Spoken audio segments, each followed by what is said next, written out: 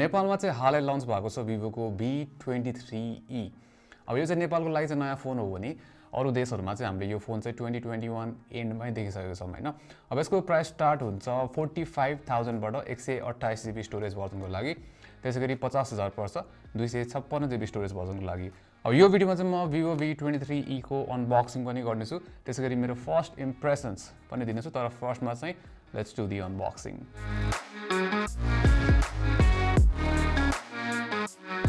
Vivo V23e को packaging चाहिँ standard छ र बक्स चाहिँ यो ब्लू ब्ल्याक थीममा आउँछ हैन।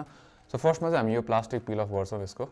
त्यसपछि अब यसको पछाडी दिएको इन्फो हेर्ने हो भने चाहिँ यो चाहिँ मुनलाइट स्याडो भन्ने कलरमा आउँछ र 8 256 GB कन्फिगरेसनमा आउँछ। अब चाहिँ let's open the box. So box खोल्ने बित्तिकै फर्स्टमा चाहिँ हामीले फोन नै पाउँछौं र फोन चाहिँ अब पछि हेर्नेछौं। सो अहिलेको लागि चाहिँ लेट्स पुट इट असाइड। अब त्यसपछि छ यो IMEI स्टिकरहरु व्हिच इज इम्पोर्टेन्ट र Vivoले चाहिँ एउटा ट्रान्सप्यारेन्ट कभर पनि इन्क्लुड गरेको छ व्हिच इज नाइस। र त्यसपछि चाहिँ हामीले पाउँछौं स्टार्ट गाइड र वारेन्टी पेपर्सहरु।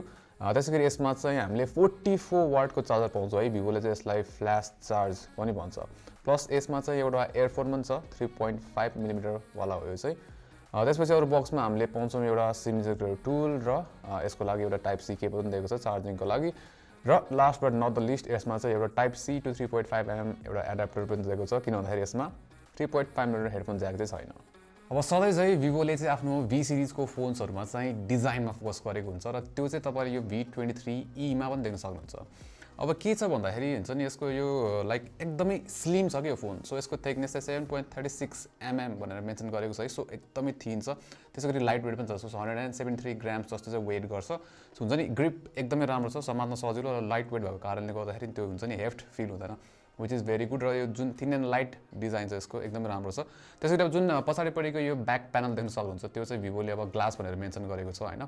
र यो चाहिँ रिफ्लेक्टिभ खाली छ के यसपाली है, म्याट फिनिश चाहिँ छैन। अब पर्सनली मलाई चाहिँ म्याट फिनिश मन पर्छ, तर यो Vivoले चाहिँ अब यो एन्टी फिंगरप्रिन्ट भनेर मेन्सन गरेको छ वेबसाइटमा। तर जुन यो कलर छ यो मुनलाइट स्याडो वाला कलर हैन, यसमा चाहिँ अलि देखिन्छ है फिंगरप्रिन्ट, मेबी अर्को त्यो कलरफुल वाला भर्जनमा चाहिँ देखिदैन होला।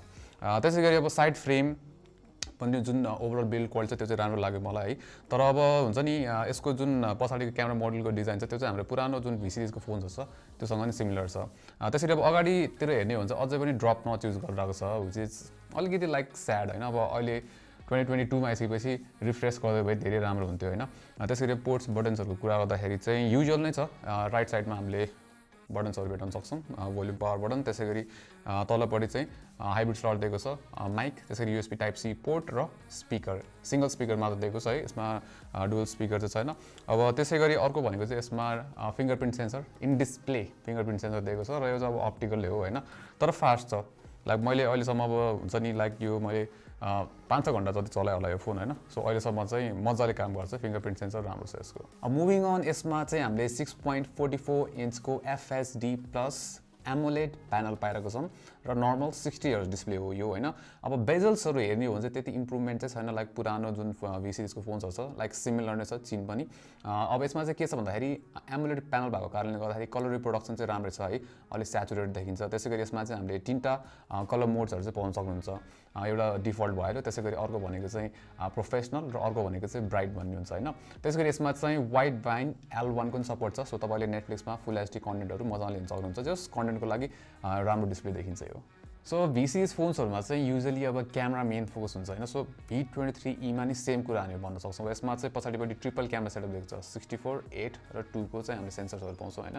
त्यसैगरी अगाडिपट्टि चाहिँ 50 मेगापिक्सलको चाहिँ सेल्फी क्यामेरा दिएको छ र यसको मेन फिचर भनेको चाहिँ I out of focus feature भनेर भनेको छ Vivoले हैन। सो यो चाहिँ बेसिकली के गर्छ भन्दाखेरि यसले चाहिँ ठ्याक्कै हाम्रो आँखालाई चाहिँ फोकस सेन्टर बनाएर चाहिँ त्यहाँ फोकस गर्छ, सो दैट हुन्छ नि सेल्फिजहरु चाहिँ एकदमै शार्प आओस् र जहिले पनि फोकस्ड रहोस् हैन। र जति पनि मैले सेल्फिजहरु खिचेको छु अहिलेसम्म हैन, लाइक फोकस निकै राम्रो छ है, लाइक शार्प देखिन्छ त्यसले गर्दा फोटोजहरु पनि, र ठ्याक्कै त्यो आँखा पनि हल्का इफेक्ट हालेको जस्तो चाहिँ देखिन्छ। सो आई डोन्ट नो त्यो चाहिँ हो कि हैन, त्यो चाहिँ पछि रिभ्यूमा हेर्छु। रिभ्यूमा हेर्छौँ सो फार सेल्फिजहरू चाहिँ एकदम राम्रो छ त्यसैगरी जुन पछाडिको 64 मेगापिक्सलको मेन सेन्सर छ त्यसबाट इमेजहरू पनि डिटेल्ड आउँछ प्रोसेसिङ राम्रो लाग्यो मलाई सो फार त्यसैगरी जुन 8 मेगापिक्सलको अल्ट्रा वाइड सेन्सर छ त्यसले पनि जुन फिल्ड अफ भ्यू दिन्छ नि त्यो चाहिँ निकै राम्रो छ लाइक वाइडदेखि चाहिँ अब डिटेलमा चाहिँ हामी पछि डिस्कस गरौँला रिभ्यूमा त्यसैगरी यसमा अब हामीले क्यामेरा फिचर्सहरू पनि टन्नै पाउँछौँ सो फर्स्टमा चाहिँ डबल एक्सपोजर भनेर दिएको छ सो बेसिकली त्यो हामीले जुन फिल्टर्सहरू हाल्छौँ डबल एक्सपोजर त्यस्तै हो होइन अलिक क्रिएटिभ हुन्छ लाइक दिनको लागि त्यसैगरी अर्को भनेको चाहिँ डुअल भिडियो भनेर दिएको छ कि सो तपाईँले चाहिँ दुईवटा सेन्सरबाट चाहिँ एकैचोटि भिडियो खिच्न सक्नुहुन्छ लाइक पछाडिकै दुईवटा सेपरेट जुन अल्ट्रा वाइड र मेन छ त्यसबाट खिच्न सक्नुहुन्छ भने सेल्फी प्लस पछाडिको रियर कुनै एउटाबाट पनि खिच्न सक्नुहुन्छ प्लस लेआउटहरू पनि दिएको छ छुट्टै डिफ्रेन्ट होइन त्यसरी अब अर्को भनेको चाहिँ भिडियोजतिर जाँदाखेरि चाहिँ फ्रन्ट र रियर दुईवटा पछाडिबाट पनि हामीले अगाडिबाट 1080pसम्म मात्र खिच्न सक्छौँ भिडियोजहरू होइन सो लाइक हुन्छ नि डिटेल्स अब कस्तो छ त्यो चाहिँ हामी पछि रिभ्यूमा डिस्कस गर्नेछौँ र भिडियोमै जुन यसको फ्रन्ट क्यामेरा छ त्यसमा चाहिँ स्टेडी फेस भन्ने एउटा फिचर पनि दिएको छ जसबाट चाहिँ हुन्छ नि लाइक स्ट्याबलाइजेसन हो कि त्यो चाहिँ बेसिकली इएस जस्तो काम गर्छ सो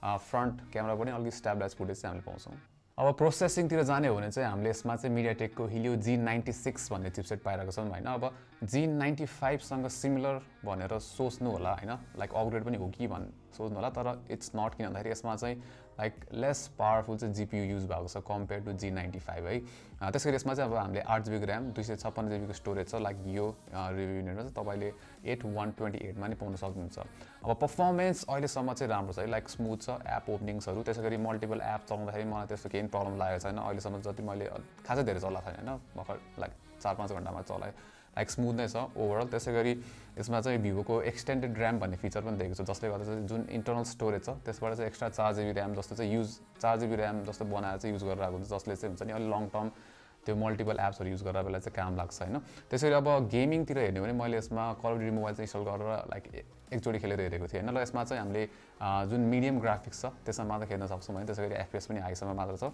सो लाइक हुन्छ नि गेमिङको लागि त्यति साह्रो चाहिँ अब लाइक खतरा छैन जस्तो लाग्यो जुन चाहिँ तर हामी पछि लाइक टेस्ट गर्नेछौँ रिभ्यूमा तर गेमले त्यो सेटिङ्समा चाहिँ ठिकै थियो अब यो फोनको अरू फिचर्सहरूको कुरा गर्ने हो भने चाहिँ यसमा 4000 mAh को चाहिँ ब्याट्री दिएको छ होइन अब 4000 mAh मेरो हिसाबले आई थिङ्क नर्मल युजेस गर्ने हो भने एक दिनको लागि चाहिँ पुग्छ तर लाइक फुल डेको लागि चाहिँ नपुग्ला होइन बेलुका छिटो चार्ज गर्नुपर्ने हुनसक्छ त्यसरी यसमा अब चार्जर चाहिँ खतरा दिएको छ होइन 44 वाट चार्जिङ दिएको छ भिभोले चाहिँ फ्ल्यास चार्ज पनि भन्छ र भिभोको अनुसार चाहिँ 0 to 40% इन 15 मिनट्स भनेर भनेको छ त्यो चाहिँ हामी रिभ्यूमा चाहिँ डिटेलमा टेस्ट गर्नेछौँ होइन त्यसरी यसमा चाहिँ एन्ड्रोइड 11 आउँछ sadly Android 12 out of the box चाहिँ दिएको छैन त्यसै गरी फन्टच ओएस 12 भर्जन चाहिँ युज गर्छ होइन अब फन्टच ओएस मैले पहिलाको भिभो भिडियोजहरू पनि भनेको छु होइन अहिले चाहिँ राम्रो हुँदै आएको छ मच मोर सिम्प्लिफाइड र हुन्छ नि चलाउनु चाहिँ सजिलो भएको छ पहिलाभन्दा प्लस यसमा ब्लोटवेयर्सहरू पनि खासै धेरै चाहिँ दिएको छैन है लाइक एउटा दुईवटा ब्लोटर एप मात्र दिएको छ सो लाइक ओभरअल जुन सफ्टवेयर एक्सपिरियन्स छ सो फार त्यो पनि इट लुक्स अप्टिमाइज्ड